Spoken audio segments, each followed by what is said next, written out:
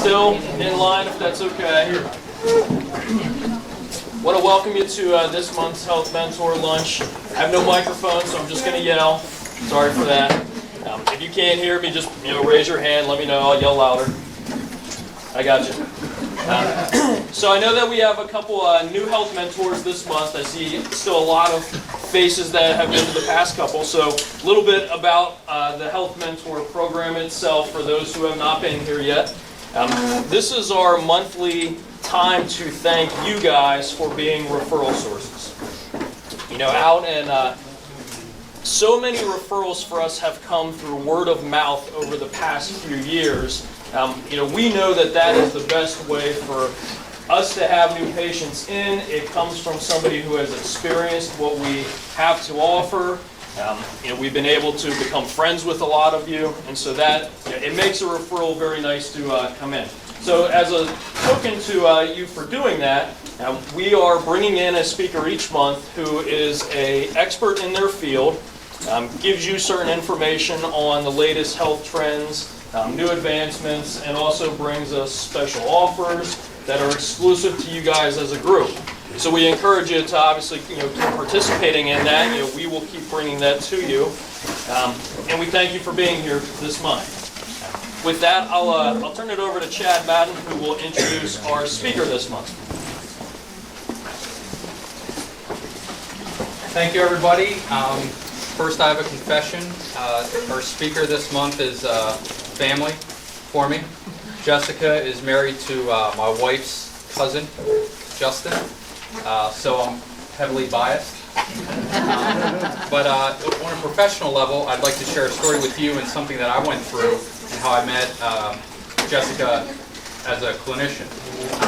My 8-year-old son was 2 at the time, and we took him for his 2-year follow-up. His name is Quinn, by the way.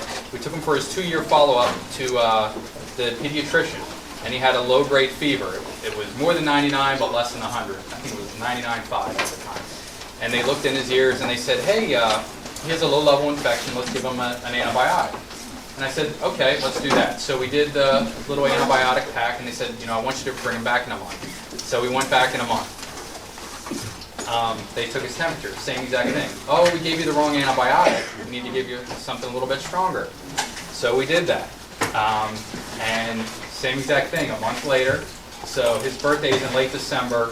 The 2-year appointment was in January. We're now at the beginning of March, and he's had a low-grade fever for 2 months.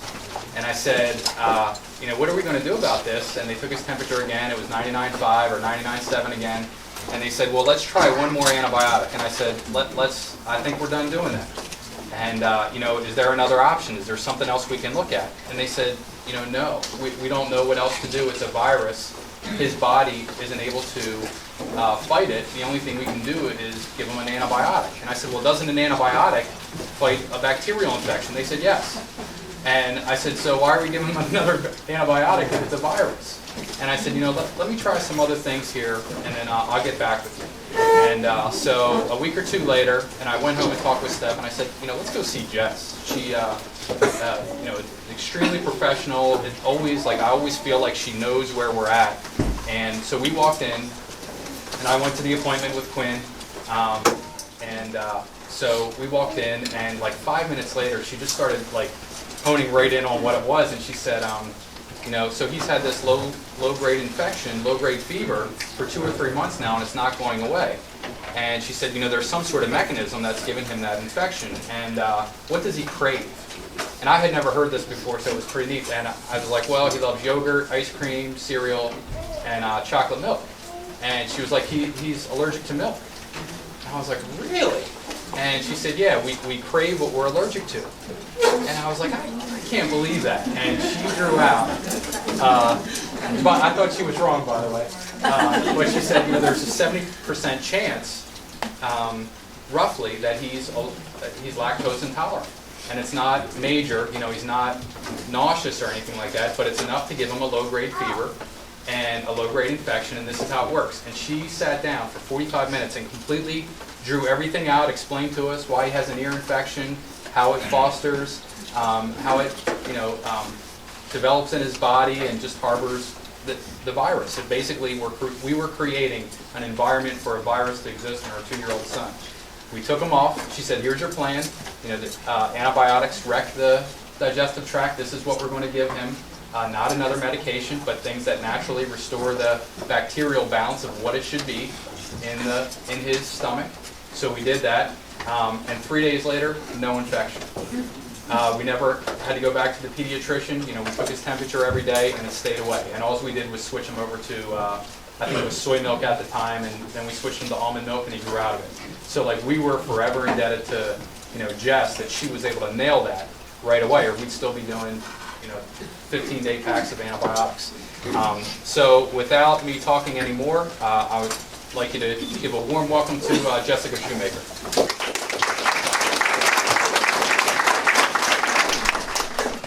Thank you. Thank you, Chad. And thanks for having me here today. I'm excited to be able to speak with you. That's pretty much what I do. You just got it in a nutshell. I'm trained as a naturopathic doctor, and I don't want to go into too many details. If anybody's really curious about the details of my training or the background or the schools I went to, I can answer that at the end for you.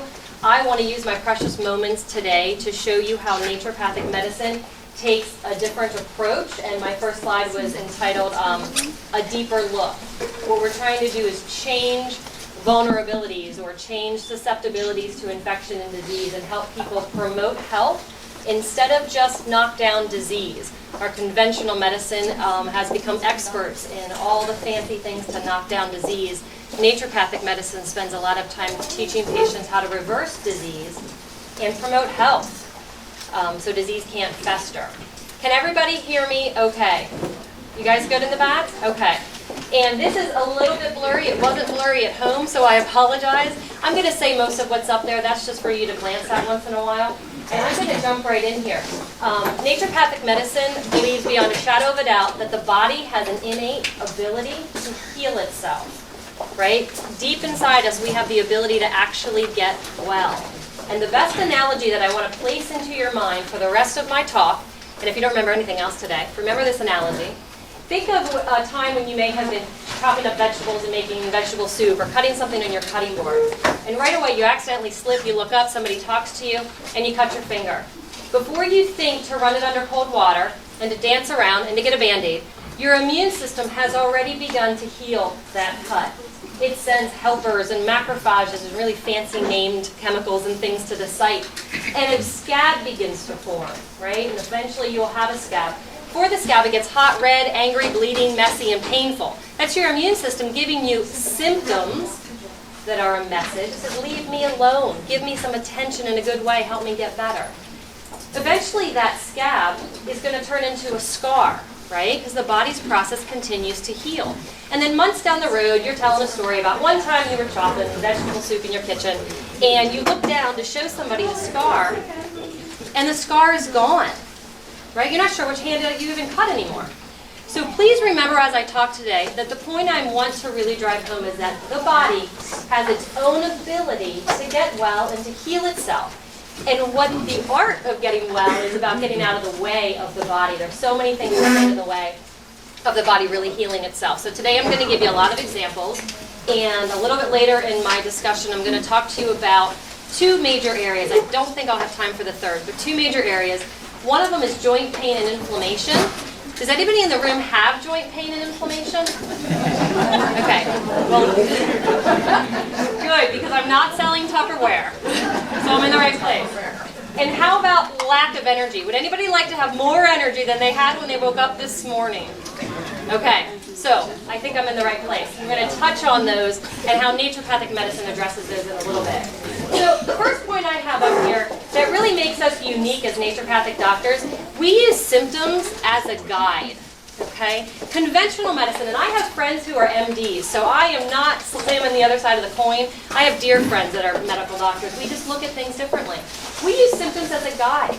And a better word than guide would be using symptoms as a message and trying to find out what the body is telling you.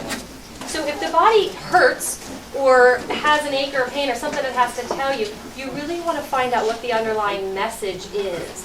If the body is so wise, what is it saying with this symptom? What does it mean to you? What's wrong? What's out of balance? Think of something simple. I talk about poop all day with my patients, so I know you're eating, but I'm not. Raise your hand in the room if you think, if I have diarrhea, I should do something to stop the diarrhea. Should we stop diarrhea? Okay.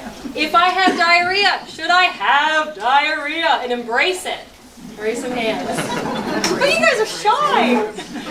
I have got little things up here for people who aren't shy. So. All right. Here's the thing, and Noelle will send these out if you answer my questions, or you don't have to be right. So diarrhea, I always have to say, what's the body trying to do? It's getting rid of something, right? Something's in there, an infection, parasite, food aggravation, food sensitivity. So if the body is deciding that it needs to dump all of the stools from halfway down your intestine out, you may want to not use Imodium and back it back up, right? The body knows what it's doing.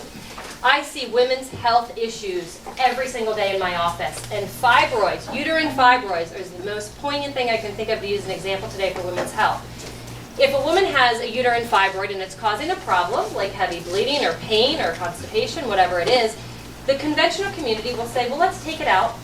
And if we don't just want to take out the fibroid, heck, let's take the whole uterus if you're done having kids. Let's just get rid of the whole system. But who knows, if that's the only thing we do, where might that estrogen dominant problem land in a woman's body next? Thank you. The lady in the blazer.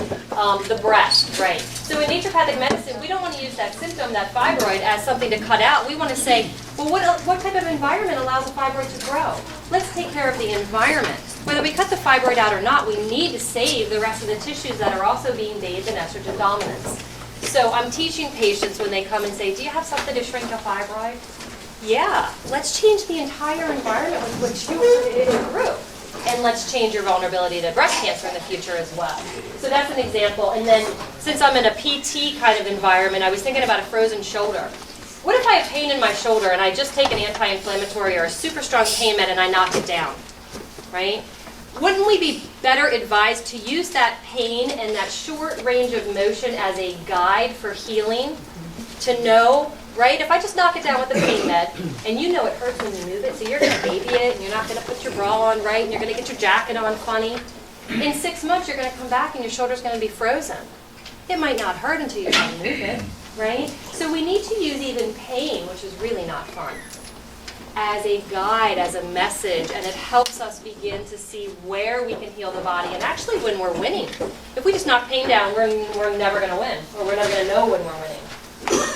So how about removing obstacles to cure, right? The body knows how to heal itself, and we sometimes get in its way. Can somebody give me an example of what they may think would be an obstacle to cure? An obstacle in the way of your body getting better. Anything you do on a daily basis that might be a problem. Smoking. What is it, 800 carcinogens per puff? I talk to my patients about immune distractors. Cigarette smoking is a major immune distractor. Your body's so busy working over here, it really can't do physiology correctly. Any other obstacles to cure? Lack of sleep. Lack of sleep, absolutely. Your circadian rhythm's off, and without restorative, rejuvenating REM sleep, the body doesn't heal very well. Anybody else? Drinking? Drinking, like alcohol? Too much alcohol or too much soda? Yeah, drinking, right. The largest obstacle to cure that I see day in and day out is the standard American diet, okay? We are eating things that directly promote inflammation. We are eating things that turn off our immune system. We are eating things that make a warm, moist petri dish for infection. The example of Quinn, right? I use petri dish as my example for patients. The milk, unfortunately, was aggravating his system. Now, we don't really know that all the time until we do some deep testing. But it was making this warm, moist petri dish, and he was a sitting duck for infection. So, the other thing, the other major obstacle to cure is the lack of movement in our culture, society, country, state, city, whatever. We are so sedentary. I have this little Fitbit thing on my watch, and I am shocked at how many days it's embarrassing when I go to bed, and it makes me get up and move. We are so sedentary, and the word catalyst means like a helper. I always teach patients that exercise and movement of your body, if I'm treating you for Crohn's disease, eczema, tendinitis, plantar fasciitis, the more movement I can get your body to have, even if it's swimming or treadmill in a water, whatever it has to be, the faster I can help you get better. Because movement is a catalyst for healing. Okay? Think about how many patients are on antidepressants out there. There's tremendous research that shows it's called the autonomic activity. Autonomic activity is something I do without thinking about. It's like going for a walk on the street. I don't have to think right foot, left foot, right foot, left foot, right? It just happens, so it's autonomic. Autonomic activity boosts serotonin. It's the best antidepressant we have. So there's all kinds of examples that have been well researched that says activity is important. But when people aren't moving, and then they come back to me and they want to know why they're not better yet, it's really hard to force their body to do something if they don't have movement or exercise on board. So that's another obstacle to cure. I'm sure you can consider many others. Let's see, identifying underlying imbalances. Naturopathic doctors do this all day long, all day strong. Underlying imbalances, can anybody think of one? I have a great example I want to share, but can anybody think of an underlying imbalance that might cause a problem elsewhere? Drugs that the doctor gives you? Yeah, okay. A chemical imbalance, right? How many medications? Always side effects. Yeah, they leach, right? Hydrochlorothiazide leaches, which is a water pill. The diuretic leaches magnesium, potassium. So that sets you up for other problems. You may have muscle cramps at night. So then they'll prescribe you a drug for restless legs instead of taking you off the diuretic. My example for this that I see a lot in my office is high blood pressure. And the example I'll use today is a woman in a menopausal transition, perimenopause, menopause, 2 years postmenopause. For the first time in her life, her blood pressure goes crazy. I would say 80% I see is hypertension, high, but I do get some people with hypotension and a lot of dizziness all of a sudden. And guess what? It's not a heart problem. It's not coming from the heart. But she'll go to a cardiologist and she'll get a beta blocker, an ACE inhibitor, or a calcium channel blocker, right? Because cardiologists, they have phenomenal training, but they're trained to believe that when the heart does something wrong, it's the heart's fault. I'm trained to look for who's talking to the heart, okay? The heart marches to the drum of many drummers behind it. So who talks to the heart? The thyroid, the adrenals, female hormones, male hormones. What about stress? Anybody stressed? You guys are all above ground, so you're stressed. So the heart is sort of just the soldier marching to all the other generals' beat of the drum. So in naturopathic medicine, we have to find out, well, why is the heart misbehaving? It's really not a heart problem. It's coming from someplace else. So we could put them on a beta blocker and make them tired for the rest of their life, but you know it's only a Band-Aid when there's no vision in the future to get off the beta blocker. Did doctors take you off of these things? No, because it's keeping your blood pressure down. If we take you off it, your blood pressure is going to go back up. It's just a Band-Aid. So we want to look for what's causing. In menopause, there just happens to be a hormonal transition that talks to the adrenal glands, and then the adrenal glands talk to the kidney. Now, your kidney is responsible for making urine, okay? If you make a little bit of urine, you have a lot left in your body. If you pee a lot, you have a little left in your body. So how much urine you make dictates how much blood volume you have. And your blood volume tells your heart how hard it has to work to get all that blood where it has to go, which changes your blood pressure up and down. So it's really fun to work on the hormonal imbalance, and the woman doesn't need the beta blocker that exhausts her 24/7, and we can get the heart back in gear by taking care of an underlying imbalance. Are you guys with me? Okay, anybody sleeping? Okay, you guys all good, all right. Decreasing individual susceptibilities to disease. It's a lot of words up there. This was Quinn, and that could be my example. Chad's son. The Petri dish, right? Lo and behold, what are mom and dad doing? Given a healthy food with good healthy fats, dense calories. I mean, it all looks good on the surface. But for his system, not for everybody's, his system said no thank you. And it set up this warm, moist environment where he was what I call a sitting duck for infection. So he was going to be the kid to have multiple ear infections. He was set up to be the kid to have multiple bronchitises. And then he has multiple antibiotics because that's how conventional medicine does it. And then maybe I'd see him when he was 28 years old with autoimmune who knows. So it really sets up the vulnerabilities. Might be on my notes, let's see. Do you know that our vulnerabilities go all the way back to the day we were born? And way before that. It matters what our mom's doing. And her mom was doing when she was in the womb, believe it or not, called epigenetics, which is for another day. But how many people know if they were vaginally birthed or they were born C-section? Right? So if you're vaginally birthed, you get a check in the right column. That's a good thing, because you got your mom's good, healthy bugs from her system. How about breastfed? Most people kind of know. They ask their mom and dad once upon a time if they were breastfed. If you're breastfed, another check in the right column. You're getting all that good, healthy immunoglobulins from the mom. So what happens if a kid is unlucky enough to, mom needed a C-section and the breastfeeding didn't work or whatever, right? That person is already set up to be vulnerable to infection. They don't have the natural, resistant, good, healthy probiotic bugs, right, in their GI tract. What food do we get probiotics from most commonly? Yogurt. Somebody over here had a yogurt. The plaid. Right, that's one place for sure. We can get them many other places as well.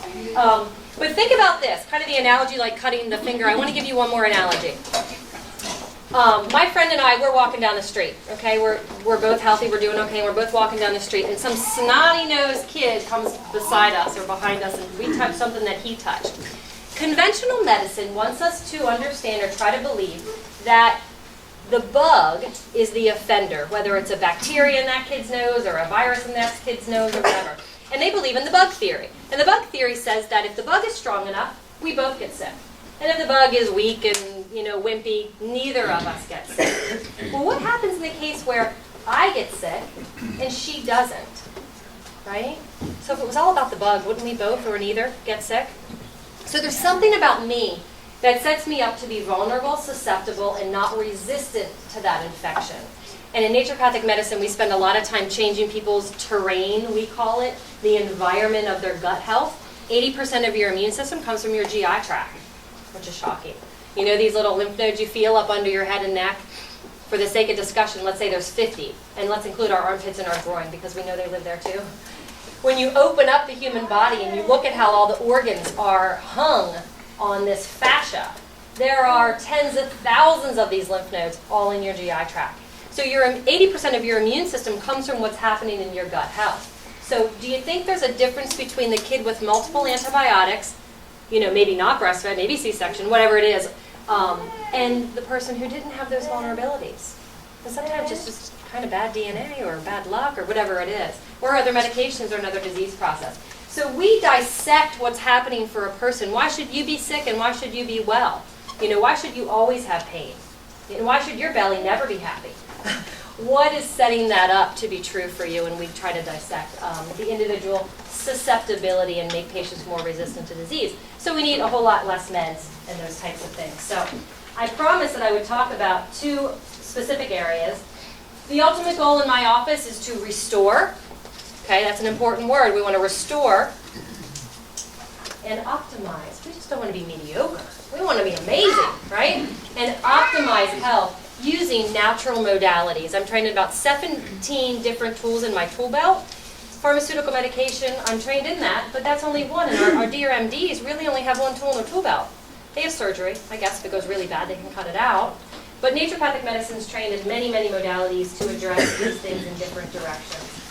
So, I'm going to keep moving. Joint pain and inflammation. Let's get those hands again. Anybody know about this? Okay. Has anybody been prescribed Aleve, Celebrex, or something stronger or worse? Yeah, I just picked two out of the air. There's a lot out there. Exactly. So again, they have really good hammers. Unfortunately, when you take some of those hammers, it may erode the stomach lining. That's unfortunate. Or you have to get your liver enzymes checked. That's unfortunate and cumbersome and expensive. Or you have to worry about damaging your kidney. So they don't come along without, big hammer events.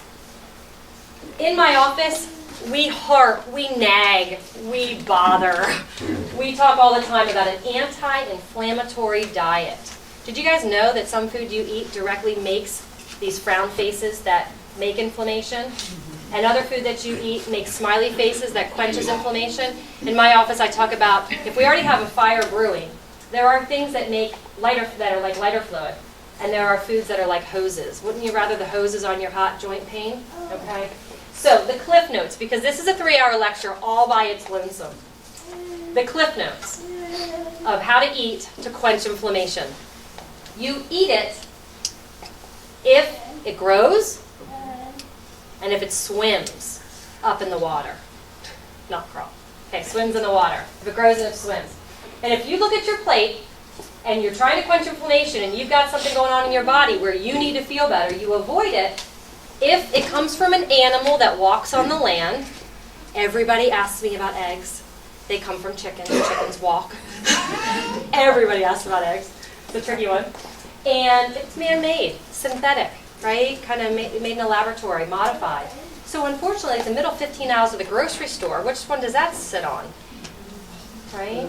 And so much of our diet that we eat is a tremendous amount of animal product that comes from animals. Their chemistry naturally sets up the lighter fluid. Fish and things that grow with the antioxidants and bioflavonoids and nutrients sets up the hose. Okay? So if you don't remember anything else, grows, swims, walks, and man-made. Eat and avoid. Those are the Cliff Notes of very, very long lectures. I'm trained in botanical medicine. We use plants to do things that drugs do that don't often cause nearly the problems that the drugs do. In fact, a lot of the pharmaceutical medications are designed off the way that plants work. Plant medicine has an affinity for organ systems. So if I give you echinacea, echinacea is going to find your immune system. If I give somebody over here milk thistle, it's going to protect their liver cells and not allow those meds to do damage. But if we give your body turmeric, boswellia, ginger, and licorice, those are the top 4 that I love to use in my office. They are directly anti-inflammatory to joint inflammation, pain, swelling, redness, degeneration of the joint disc, on and on and on and on and on. I have a really cool story. I had a 50-year-old lady with some back pain, something, don't remember. But I do remember that she was on tramadol and totorol, 2 really heavy-hitting pharmaceutical pain medications. She came to my office because they weren't working. She was in significant pain. She was an 8 out of 10. Every morning she woke up. It was worse when she woke, but it also got worse as the day went on, which we realized she never got a break from the pain. I gave her a combination of high-dose curcumin, boswellia, and I gave her 2 other friends, bromelain and quercetin, which come from pineapple and colorful berries. Pretty high dose. For a couple weeks I prescribed it. She came back. Shocking. I was shocked. She was in a lot of pain. She was off of tramadol and totorol. She was no longer taking them, and I figured, well, you're in pain, you're just dealing with it. And she was out of pain. And she said, how long should I take this stuff? And I'm floored. I'm like, huh? So you're off your meds? Where'd they go? Surely you're not there yet. And she was off the meds. I saw her a month back and said, did you have to take them to do anything? No, she's still using this. We did start her on 9 capsules a day. Kind of cumbersome, right? She took 9 capsules a day for 2 weeks and went down to 6 capsules. I kept her at 6 capsules for a month. She's now at 2 capsules a day as needed. No tramadol, no totorol. These things are powerful when they work and they don't cause all the damage that other things do. So I love them and use them a ton. You guys got a handout? I gotta start from the back. You guys got a handout to go home with. And the first thing on there, the second thing on there is something called turmeric tonic. It is a combination of curcumin, ginger, honey to taste, coconut milk, don't use dairy. And this is a fantastic anti-inflammatory night little fun latte that you can mix up on your stove, and it's directly anti-inflammatory and it'll quench inflammation and pain. Use it often. Use it nightly if you want to. The second thing on there is another thing for joint inflammation and pain. This little protocol is called the castor oil pack. Has anybody ever done a castor oil pack? This makes me look like I walk on water, and I don't, okay? People who have, let's talk knees, because that's the easiest thing to describe. People who have such bad osteoarthritis or knee pain that it's kind of bone on bone, it's really painful. And the most thing they tell me is that their stability on unstable ground is bad.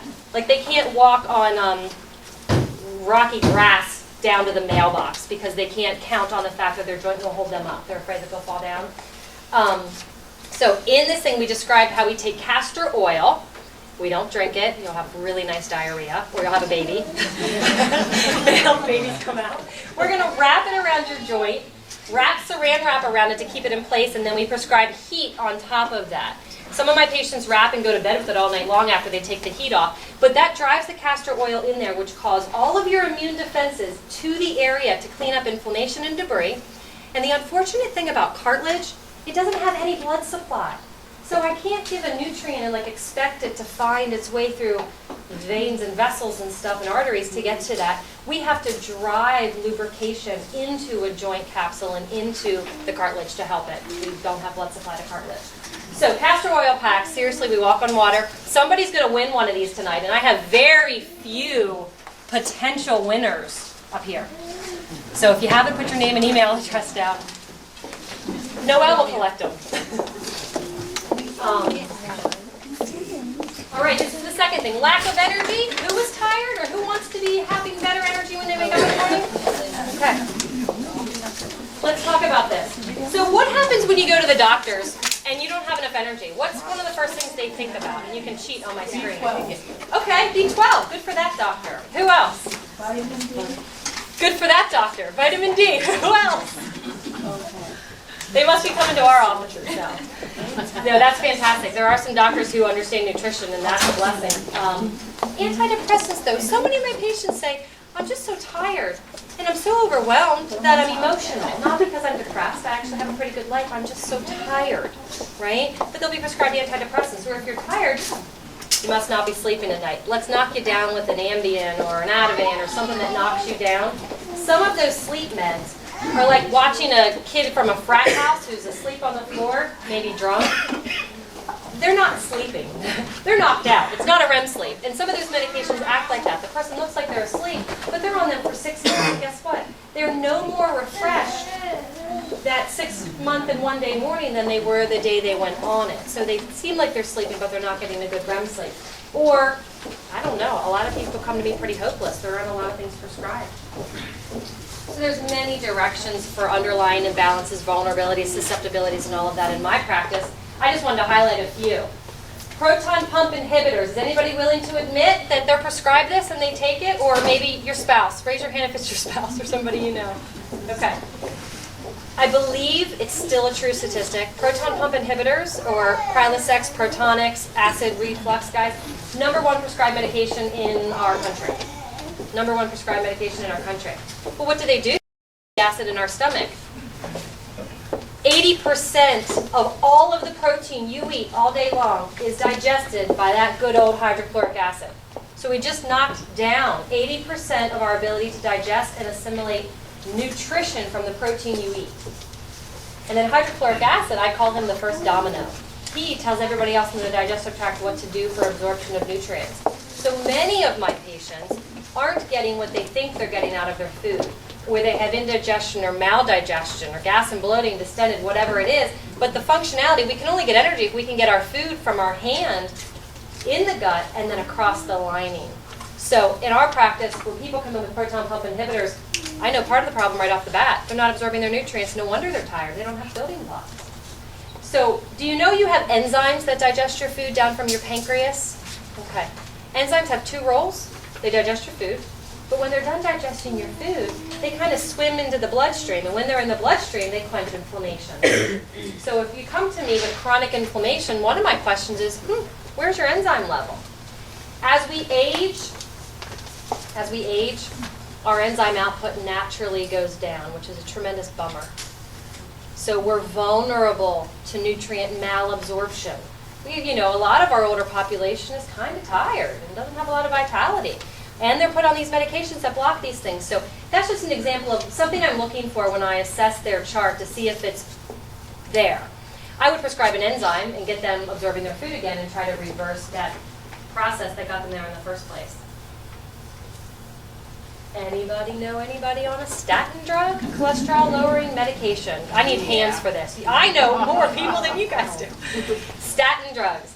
So, in my line of practice, I feel like if you go to a cardiologist and they put you on a statin drug, I feel it flirts with malpractice for them not to put you on coenzyme Q10. Who knows coenzyme Q10? Okay? Coenzyme Q10. A statin drug works by knocking out an enzyme that makes cholesterol. Pretty cool. That's how it works. Cholesterol goes down. That same enzyme makes a little friend of ours called coenzyme Q10. You can't make energy from your food without coenzyme Q10. So the statin drug knocks it out, which leaves people feeling tired and malaise and achy, and their muscles get sore, tired, and quickly earlier. So looking at medications and, diuretics, they leach magnesium. If you don't have magnesium, you can't moderate stress. That's kind of tiring. There's a lot of things that medications can do. That's a fun one. When that walks into my office and somebody has a statin drug down and they're not taking CoQ10, I'm stoked. Because I know in a couple days they're going to feel better. And then sleep concerns, somebody mentioned earlier, insomnia, obstructive sleep apnea. You're not sleeping through the night and gasping for air. You can't rejuvenate, restore. I'm going to continue to move on here. I'm going to skip this one because we kind of hit this with Chad's son Quinn. The terrain in the body, probiotics, probiotics, probiotics. Diet, the 3 things in our diet that are sabotaging our immune system. Sugar, caffeine, and alcohol.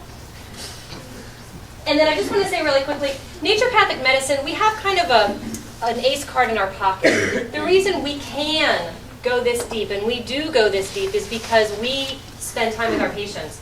My first consultation is an hour and a half. You have to fill out a 7-page intake form and get it to me before we meet. Return appointments are 45 minutes. I never see somebody less than 45 minutes. So we get to know each other, we dig deep, and we have time to look at this.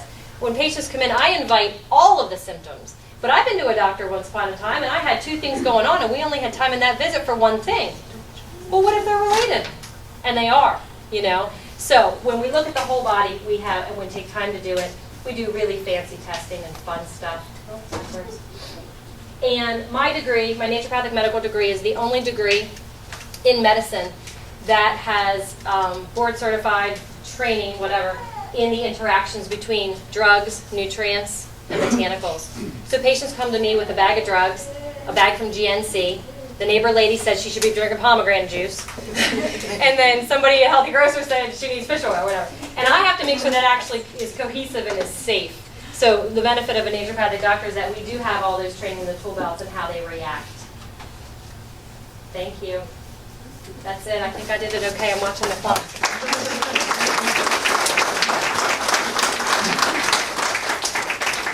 We have 2 drawings. Did everybody get their entries in?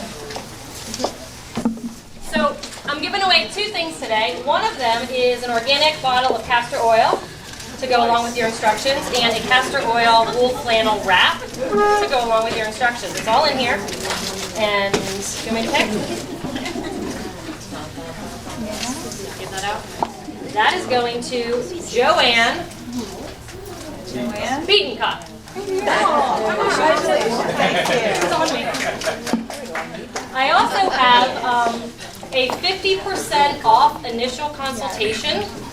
That's a value of $109 to come see one of the doctors at my practice. I work with 2 other naturopathic doctors. We all have the same training and the same degrees. And 50% off initial. This is for a new patient, so if you're a patient of mine already. And if you want to give it away to a friend, a spouse, a relative, Chad, Eileen Green. There we have it. We have to see it in our office. I want everybody to know the stromboli came from the stromboli bushes. And the cookies are made from cookie root that we started growing. So you're good to go. Good one, Dad. All smiley faces sitting back there. Good one, Dad. Also, if you have any questions and answers, you might want to write, or questions for Jessica, you might want to write those down. She is headed to Disney in 2 hours with her family. She has a little boy and a little girl, and they're taking their kids to Disney for the first time. So she was in a pinch here and did I thought, a great job, right? Yeah. Oh, yeah.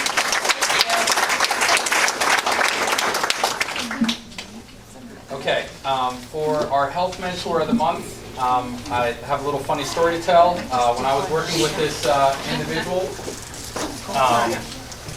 the first time that we ever met, we were probably like 3 or 4 weeks into a treatment program. She was having some hip pain, and I said, wow, like, this is kind of something that we would typically see with like, a football player or, somebody with like an acute trauma in the past, like where you ever hit, like thrown off a horse or something like that. And she said, no. I said, well, what did you do growing up? And she said, well, I was a little bit active. And I said, okay, like what did you do? And she said, well, I'm the national collegiate record holder in the deadlift. That's pretty active. Does everybody know what a deadlift is? That's where like you have like, how much is it? 800 pounds? And you pick a barbell up off the floor, right? So we have a national collegiate record holder in our midst here. And then also when we are talking, when I was talking with Tammy about the Health Mentor of the Month, she said like one day it just kept coming up over and over, like, who sent you here? Allison Cardis. Well, who sent you here? Allison Cardis. And so we had to make her Health Mentor of the Month. She thinks we pulled her name out of a hat. But without any further ado, I'd like to introduce our Health Mentor of the Month, Allison Cardis.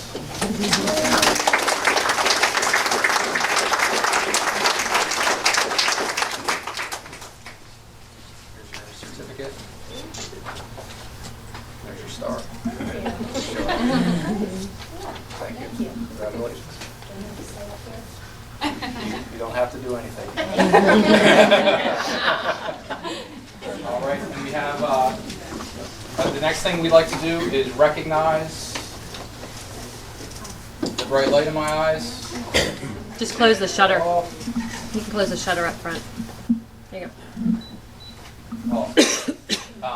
Anybody who is a health mentor and already has their PIN and their certificate, I'd like you to stand right now so we can recognize you. Oh, there, Jess. There.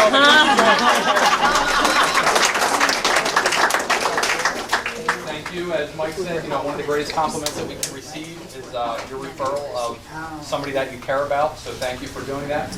And this month, I believe we have 3. Let's see here. Our first health mentor of the month is Ivy Sforza. Italy. Oh! Ivy. Okay. Our next health mentor is Stephanie Wirtz. Yay!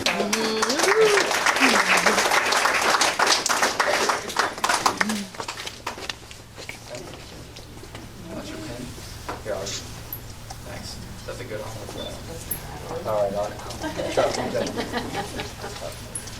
And We have a few more. Next health mentor for us is going to be Sandra Pittman.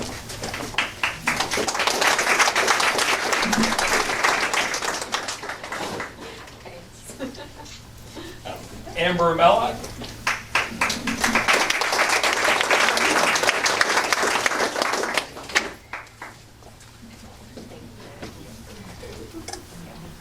And Megan Lesko.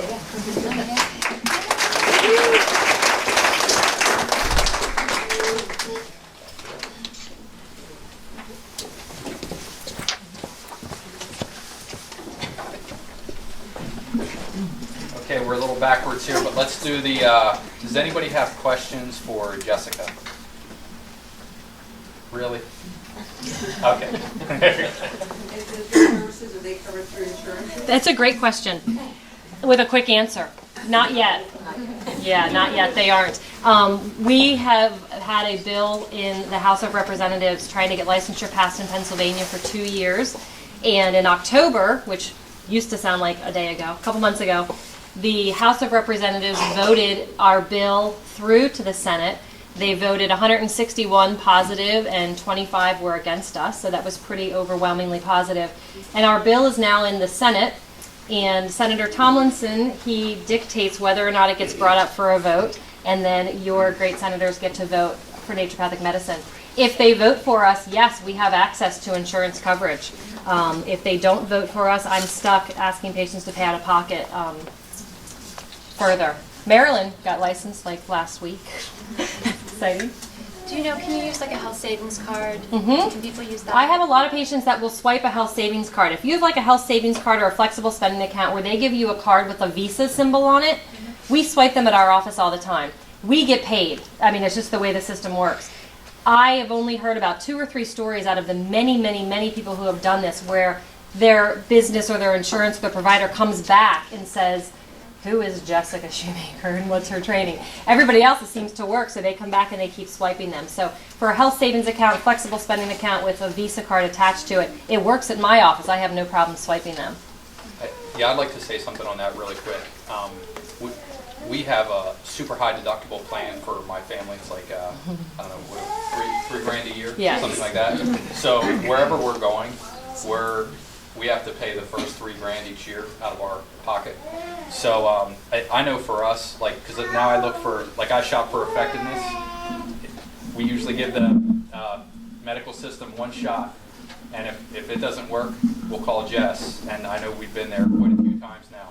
And per our accountant, you want to seek your own legal advice, and don't let what I'm saying right now be legal advice or tax advice.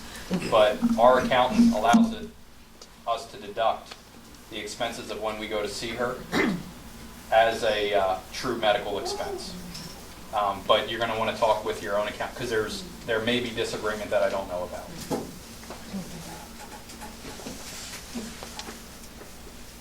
Yeah. Do you think the castor oil wrap would work for like a knee replacement? My mother-in-law had a knee replacement, but obviously the knee's not real now. So. Well, if there's inflammation, swelling, and kind of trouble with it integrating, the thing you do have to worry about with castor oil, we're going to add heat. Usually, if there's any metal under there, I don't know what they're using these days to put knees in, but if there's any metal or you have like a rod in your leg from a broken leg and you want to wrap your leg, you always have to be careful adding heat to the metal underneath, and that's just a standard thing whether it's castor oil or not.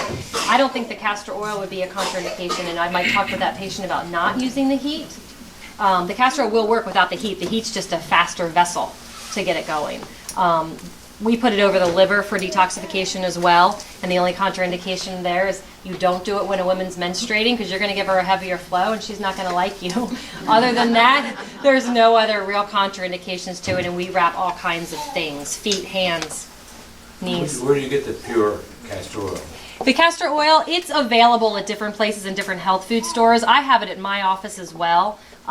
It's not difficult to find. You can probably find it online. You're looking for an organic, clean castor oil. And it's an interesting thing. The wool flannel that I gave out to someone, you don't go home and use my black cotton cardigan, because the black is going to get, the dye is going to get driven into the skin with the castor oil treatment.